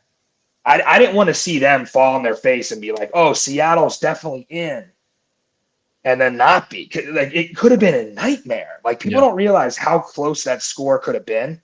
They could have literally gone off the air saying Seattle was in the playoffs, and that wasn't the case. Yep. And that would have been detrimental. That would have been the worst thing that could have ever happened. It would have become the biggest meme of the century. Here's the XFL screwed it up. So luckily Seattle won the game handily enough where it didn't matter, right? But there was a number of score combinations where it might have if Vegas had any sort of offense going that day. But yeah, I think about that and I'm like, Brian Stahl and Stully, he was great about the collaboration. And I love when people inside are willing to work with the content creators. Like, we can all work together as a team. And there's definitely a sense of professionalism that goes with that. I respect them. They respect me. That's why we get the player interviews. And I'm very grateful that everybody in the XFL has that similar mindset. And I hope it translates to ESPN, because if it does, ESPN's still kind of they have a set way of doing things. Yeah. And they are embracing some of the gambling. And I love Eric McLean standing down on the sideline in Vegas with his under ticket. That's awesome. Keep doing that stuff. But I think that there should be more collaboration between the league and ESPN to, not just make it an ESPN production, but make it an ESPN and XFL production for sure. I'll say offhand, after attending, some Saints stuff as media, the feel of the XFL is, what the hell is this? We're not taking it serious. And that's almost what the general attitude I feel like is, and not necessarily from people up high, but even fans or other media. I would think at those events and at those training camps, I was the only XFL guy there. And of course, I mean, who else is going to be there? And I don't know, man. I think like you said, it's kind of like, hey, we made it through this year. Year two, we really got to take it serious. We can't sit here and just think. It doesn't make sense to me, because it's my rebuttal to that is always do you hate football? Exactly. If you're married, you don't, spend 6 months with your wife and then say, all right, see you next year. If you love something, do it all the time. Life is way too short. So it's to those people, I would just say, do you not love football? Agreed. Or success. I mean, why are you so miserable? What is holding you back from embracing this thing? I guess people just, that's the response I've heard. It's too much football. I don't see it that way. I'll never see it that way. I agree with you. There's always agree more to disagree chances. there. I mean, we got a lot of players that need some looks. We got a lot of people that need game film. We got a lot of injuries that occur. So there's plenty of room across the board. But like I said, I think once the NFL and the other fans that are with the NFL kind of get aboard, we're going to see a big, big change in how we cover this. So that's just my 2 cents. Mm-hmm. Let's get offhand on some stuff and get back on you. So who inspires you, man? I know you spoke a little bit about your heroes and such. Who inspires you? I mean, I guess to do what you do, to continue dishing out content, songs, whatever. Yeah, and I've mentioned a lot throughout this, but I think for sure my parents, like I said, just having season tickets, my dad taking me to Penn State games ever since I was 4 or 5 years old, really kind of developed my identity and personality through my dad and through the father and son bond of just going up to Happy Valley on Saturday and watching games. And we still do to this day, and we still have season tickets together. And that's such a huge part of my life, and my mom always being so supportive. So for sure, my mom and dad, and they watch every second of every episode. And I know that if, I'm not on my game and we don't have a great show, that they're still going to be watching. And I always remember that. And I always remember to smile and turn it up a notch, because my mom, wants to see me happy. So those two for sure. On a more professional level, Tom Phillips is probably what you know him by, but I know him as Tom Hannafin. He's a former WWE broadcaster. He's a Penn State alum, and he's my mentor. And Tom has been instrumental in the development of me as a broadcaster and as a personality, and the back and forth that we have.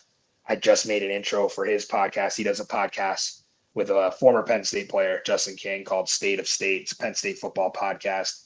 And he had a really solid 9-year run with WWE and was one of the best broadcasters that they had at the time.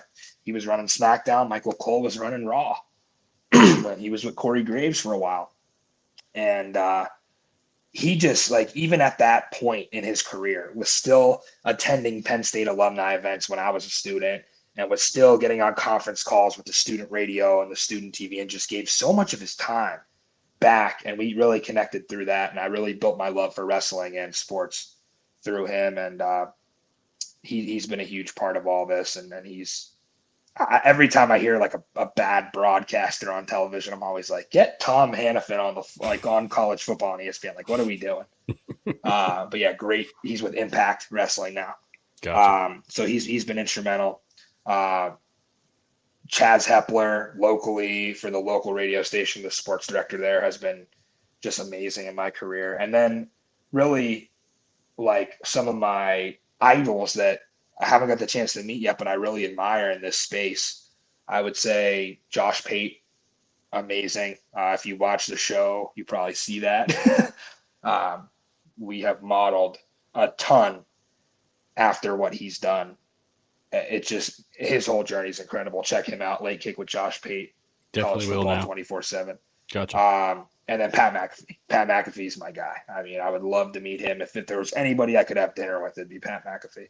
I'd love to pick his brain. And I think that his job just seems like such a blessing. Like, it just seems like everybody would want to do that, right? That loves football.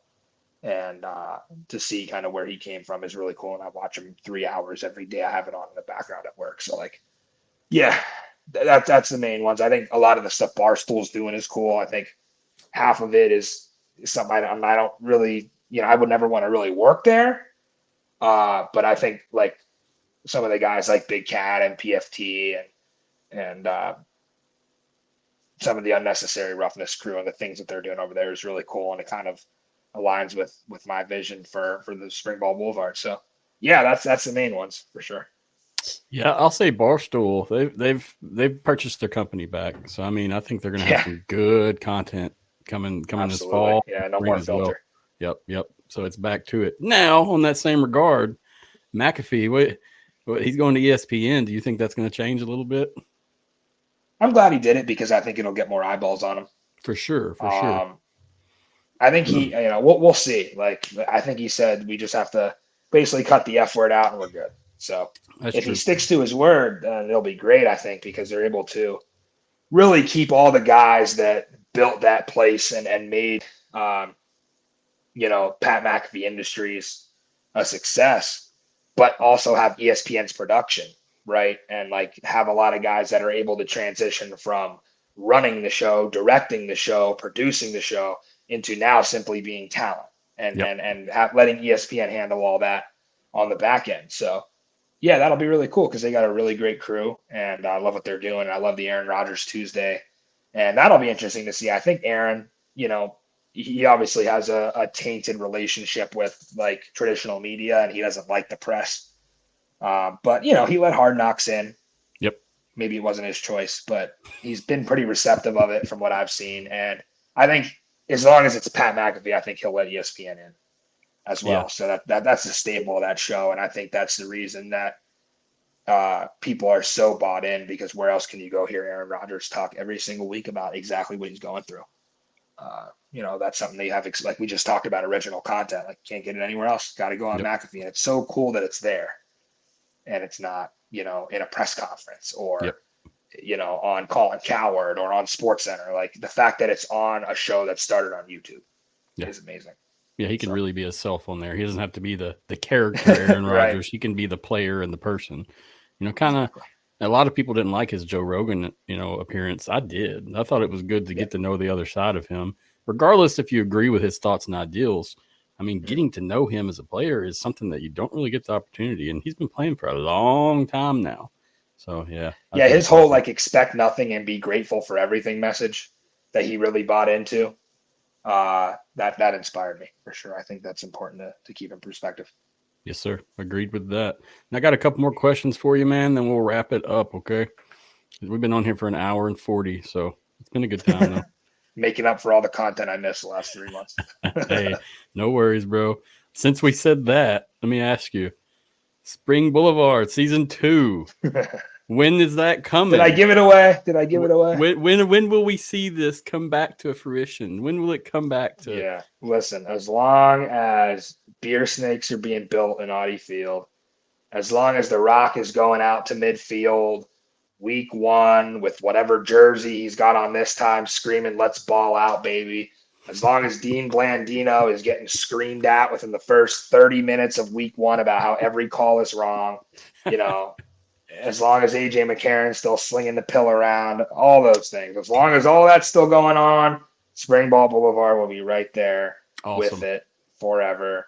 And we can expect definitely 2024 to be a huge year. Good deal. For the XFL and for Springball Boulevard. And then I hope to bring the Boulevard Bowl Tour back and come out and see all you guys again. I met so many of you, and I just love the family that we've kind of created, and it'll feel like a family reunion coming back in year 2 to some of these cities. Oh, I can't agree more. And to be honest with you, I'm actually going to try to do my own tour this year. I've got there that we idea go. from Let's you. do it. Stole it from you, buddy. But I mean, I want to Allegiant Airlines is your friend. Okay, I'll definitely remember that. I want to see these cities and stadiums. I drove to. They're awesome. Yeah. To Houston 6 times, I think, and then San Antonio once. And I love it, but hey, I need to get out. I want to go see different parts. So I'll be shooting to trying to do what you did last year. Yeah, we got everywhere but Seattle. And Seattle's definitely on the bucket list for next year. Yeah. That's the toughest one for us, being based out of Eastern PA. Yeah, that's a little bit of a trip. Yeah, I'm a DC homer, but I felt like it was okay to miss a DC game to go out and meet everybody and to go out and experience some of these locations. And yeah, the memories that I had along the way in Vegas and being in Arlington week 1 for kickoff. And then, from Vegas to Orlando to St. Louis to Houston to everywhere in between, getting to hit the divisional playoffs and the championship game. Just had the time of my life, and racked up the frequent flyer miles that I can hopefully use this year or next year to come. So yeah, I can't wait to get back out on the road. If I just take it a day at a time for now, but if that opportunity will be back, we'll absolutely go back on the road. Awesome, dude. Yeah, I hope we get to meet up again for sure. I feel like we will at some point. I don't know where. Oh, but, I know when I first somewhere in the catering line, right?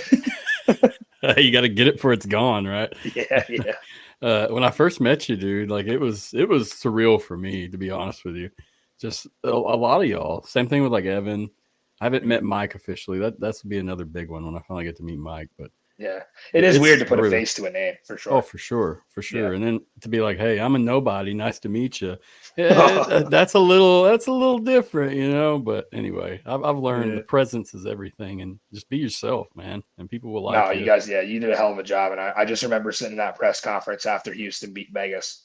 It was a close game too, and everything we thought we knew, like Rod Woodson in that presser talking about being back and getting McClendon some reps because he was coming back, and that, maybe they didn't make the playoffs this year, but they were all invested in next year. And that's the reason that Perez got traded and the reason that he wasn't playing Hundley, and some of the younger guys were getting reps and all this talk about next year. Here we are. No Rod Woodson, probably no Vegas. Like, it's just like, imagine if they would have told us that in that presser, like, none of this matters. So don't ask, because he's getting fired or he's going to part ways with Vegas. And then we might relocate this team. Like, tell us that in week 8.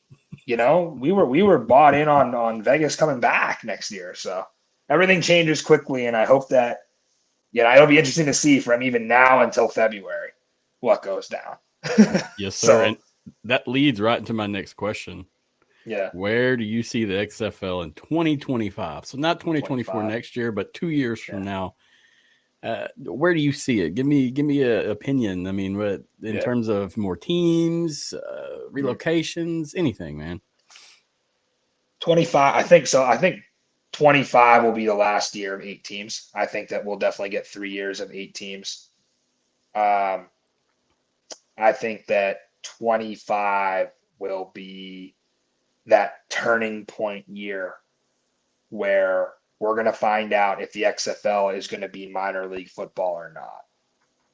And I think that there could potentially be a merge at that point with other spring league, the USFL. So 23, 24, 25, I think are going to be the 3 years that we get under this structure. And then by 26 for sure, I think the NFL completely embraces this thing. And we have minor league baseball. Why not minor league football? We got the G League in the NBA. You know, I feel like minor league football, it just makes sense to merge everybody, get 16 teams, 18 teams, 20 teams, whatever it might be. Yep. And just have farm systems, right? Why not? That's where I think it'll be for sure.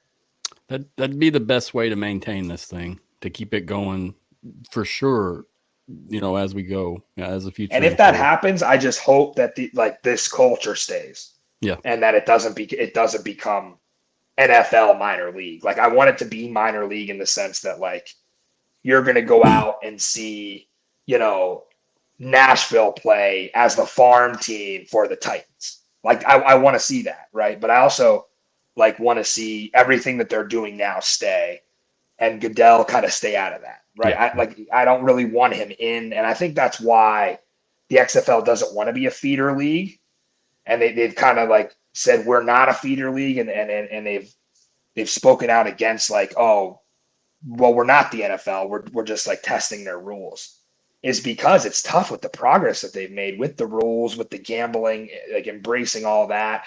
The NFL, they're not going to want anything with all access tied into their stuff. Like some of the stuff that we saw in year one, just having all access, and even on the combine stream and during the broadcast, and there's some stuff in there that the NFL would raise a red flag, and they'd be like, no way, that can't be on. For sure. You can't have your offensive coordinator mic'd up. You can't have these play scripts being read out loud. You can't have your quarterback to coach communication being broadcast out loud. They don't want any of that. So for sure. That's why I'm hoping that if it does become minor league, it's still run by the XFL, but the NFL has bought into the idea and marketed it to their fans. Understood. It makes sense. The brand needs to stay, though, like you said, especially if you want the fans. I mean, yeah, I feel like next year we'll have an increase in fans for sure, just because, like you said, the consistency's there. And the first year in, a lot of us were already fans, and they could have not done anything, and we still would have been watching. And that's a firm opinion. Yeah, I think a couple markets take a huge jump. I think the Renegades, after their championship, I think they take a massive leap. Yep. I know. The Roughnecks are up in the air right now with where they're going to play. So that'll be interesting. But Orlando's another market that I could see, Danny always pushing that as kind of her hometown, and them largely getting their stars back. I would assume Dormady would be back. Cody Latimer will be back, kind of the staples of that team, and T-Bucks, and, hopefully getting a little better in year two. So I could see some of these markets, especially a San Antonio, right? Yeah. They haven't reached their potential yet. No. DC, we can only fit 20,000. That's our ceiling. But can you imagine that Alamo Dome sold out? It would be nuts. Why not? Why can't they? It's just they're last year. It almost felt like they were a couple of stars on offense away. Had an amazing defense. Some studs on the defensive side of the ball.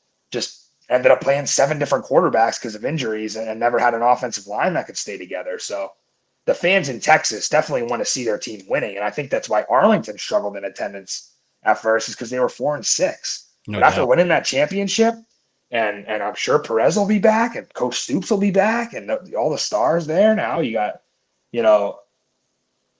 the identity that they've built there. That'll be huge. And ton of leaps. I think even Seattle probably takes a big leap here. next year. I like Seattle as a market. I feel like that's there. Oh, definitely. Have to be there. To be there. Yeah. I know a few individuals that are from there that I didn't meet last year, but I dealt with quite a few times on the phone or online. And man, they love it. They love sitting out there with their shirts off with that 30-degree wind tunnel just passing right I got to through. get out there for sure. I got to get out there. I've heard a lot. So same thing with DC though, bro. I've got to get there this next year. If there's one place I got to go, it's got to be there in just my mind. Get ready to party. Get ready to party, man. It is everything that's great about the East Coast and everything that's great about football in the eastern part of the United States for sure. So. Yes, sir. Well, Matty, man, it's been a great interview. As always with the great ones, time just flies by, but it's almost 2-hour mark now. I mean, we got about 8 minutes until the 2-hour mark actually hits. So I think we're going to wrap it up, brother. Yeah. Hey, that's fine with me. And like I said, a lot of these topics I could go on for a whole episode. Come on back. Let's do it again, man. Please. Yeah. I mean, I'm so grateful for the platform that you give me here tonight. And, for those who are wondering maybe like where I was or, Springball Boulevard over, absolutely not. Good deal. I don't have it in me to do the Lord's work, which is what you do and some other content creators do. I don't know if I could sit around and just speculate and talk about. You have to kind of let the guests carry, right? Exactly. I guess. And it's tough now because especially with XFL players, for those of you out there watching that don't know, it's a very streamlined process how you get a player interview, right? There's a contact and you build a relationship with that contact and that contact can do wonders for you. Well, when these players, half of them are in training camp, half of them, are back with their families, not knowing, am I going to get a call? Am I coming back to the XFL? It's not necessarily like they have a contact. So now you got to kind of lean on your relationships with those players. And I'll tell you what, before we go, the stars of this league have been phenomenal. I point to like AJ and Ja'Cour Pearson as two of them that I've been able to stay in touch with and that have no problem at all telling you exactly how they're feeling. And there's been a trust that's been built there. And man, I told AJ, I was like, man, I know you can't play forever, but I think you could co-host the show someday. The way that he breaks down film and the way that he's such a personable guy. And I just relate to him so heavily. And I'm like, man, like Kirk Herbstreit did it. Why can't AJ McCarron be a former quarterback up there? Get him on the air someday. Yeah. So, yeah, but like even Ja'Cour Pearson, man, what a guy. Has kept me posted on his journey and how the NFL just is sleeping on his size. And it's just so disappointing to me thinking about guys like T.Y. Hilton, and a Wes Welker and a Steve Smith, and they're worried about Pearson's size. Like he hasn't proven it already.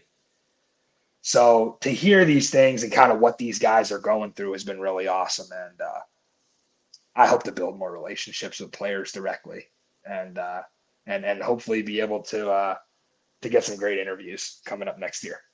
I'll be watching, sir. And I haven't got to the point where I can actually get the players that I want yet in terms of, it's the tough. big names. Yeah. And it's been hard. Just like I said, you come in from the bottom. People are like, who is this guy? You're going to get on air and embarrass this guy or this director of player personnel. Like, what are you going to do? So I get it. I don't take any of it personal. I know it's a building process. It's fake it till you make it, brother. That's what it is. And it's like, if it takes the way I looked at it when we would produce the show, I would tell Zuck, if it takes all these graphics and bells and whistles and all this stuff to make us look legitimate enough to do these, fine. Even if it takes us 8 hours to make all this stuff, if it gets us one player interview because, oh, wow, looks like these guys are on TV, that's fine. It's worth it. You got to fake it till you make it, man. That's all I understand. and I've learned that the hard way myself. At first coming in, I was like, why won't they talk to me? Well, I get it.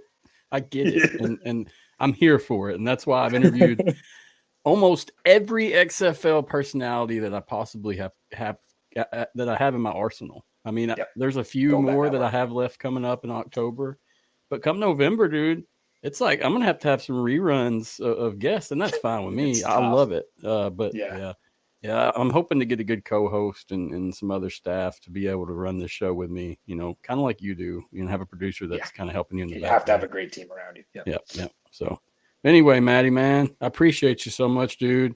Guys, check out Matty Fresh if you haven't. I'm sure you already have. Springball Boulevard. We're waiting for season 2, sir. So just let me know when it drops. All right. I'll be waiting for that teaser vid. Hey, I appreciate you having me, Mathew. Best of luck to your Arkansas State the rest of the year. I'm hoping Penn State can pull a playoff bid in the last year of the 4 team. And we'll absolutely catch up with you, and we'll keep in touch, and I'll catch up with you down the road, maybe sometime after the draft or whenever we get to it. Yes, sir. We'll be in touch. And like I said, man, come on anytime if you need a platform, even if it's a 10-minute spot. Feel free. I'd love to have you. Absolutely, man. Hey, take it easy. Enjoy your night. Appreciate you, brother. All right, guys, that wraps it up for me and Matty Fresh. Appreciate you, Matty, for coming on, man. Great interview. As always, thanks to the XFL for letting me cover, as well as XFL Board for putting us on our site, giving us some good information and articles and pieces to discuss. Both great groups, so check them out. Appreciate you guys watching and listening. It's been a run, and I'm going to keep going as far as I can, whipping out this content. I hope it's productive enough and it gives people some entertainment. I mean, if you have any feedback, you want to see anybody specific, or even if you want to come on, if you have a good opinion and like I said, a background or some kind of resume to do this, would love to have you. So get in touch. But anyway, guys, girls, whoever's listening, I appreciate you greatly for watching. I will see you all September 15th. We've got Charles Heaton III coming on, and that should be a really good one. That's my first Friday episode, so check that out. Not sure how it'll go, but should be a good time. We're not going to show episodes on Sunday or Thursday anymore going forward with the NFL, and as well as Monday. So, because I'm an NFL fan and I'm going to watch that. And so, not going to be doing any episodes those days. Check for episodes probably Tuesday, Friday, and Saturday, something like that. But as we go, I mean, I'm not just going to keep making content that's unnecessary unless I have something productive or have a guest that wants to speak. I'm not going to have an episode. That's just the way it's going to be.